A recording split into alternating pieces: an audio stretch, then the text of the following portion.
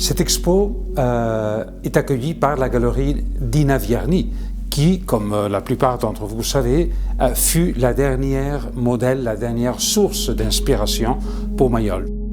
Je pense que ça c'est très intéressant parce que nous sommes dans une galerie historique qui a accueilli beaucoup d'expos non seulement de Mayol, mais d'autres grands artistes. Mais dans ce cas-là, vous retrouverez Dina Vierny quand elle fut adoptée comme modèle, comme dernier grand modèle pour Mayol. Alors, cette expo est une expo de taille, disons, moyenne, mais elle nous permet d'aborder toutes les étapes de Mayol et tous les langages qu'il fut capable de gérer. Je pense qu'il faut dire qu'aborder ce sujet, même si c'est un sujet si inhérent à toute l'œuvre de Mayol, je pense que c'est la toute première fois qu'on aborde d'une façon, disons, explicite le sujet de cette sensualité. De ce point de vue-là, les visiteurs pourront goûter vraiment l'essence de Mayol, soit dans la plupart des statuettes qui contiennent cette sensualité latente mais transcendée par cette quête formelle et architecturale, d'une part. Dans les dessins, peut-être on découvre, et aussi dans les illustrations des livres, un Mayol étant un peu plus décontracté, plus, entre guillemets, plus libre.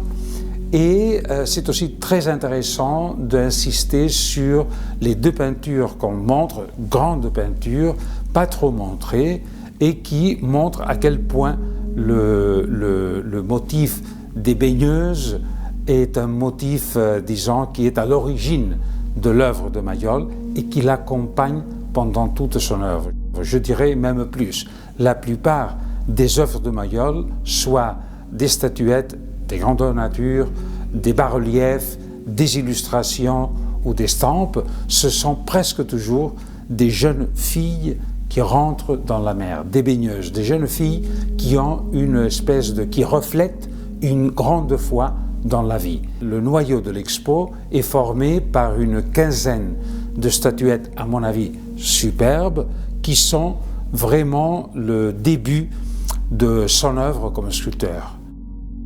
Alors, ces statuettes qui montrent le déploiement de ce motif obsessif et unique sont entourées par une sélection, je pense que très intéressante, soit de dessins que d'estampes, et qui, à son tour, montre cette versatilité, cette capacité de Mayol de recréer d'innombrables manières un motif qui, auparavant, pourrait être une limitation, mais qui, dans ses mains, devient illimité.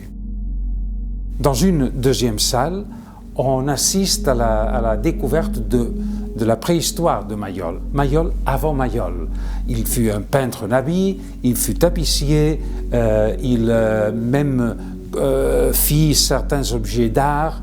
Et alors ici, c'est très intéressant parce que on voit à quel point le talent de Mayol réussit à se diversifier de pas mal de manières. Et dans la cave, une salle très spéciale avec une ambiance très particulière, vous attendent 4 œuvres majeures. D'une part, le torse de la Méditerranée, le torse de l'île de France, grandeur nature, l'harmonie, sa dernière grande œuvre, et un torse peu montré qui est aussi un emblème de cette expo.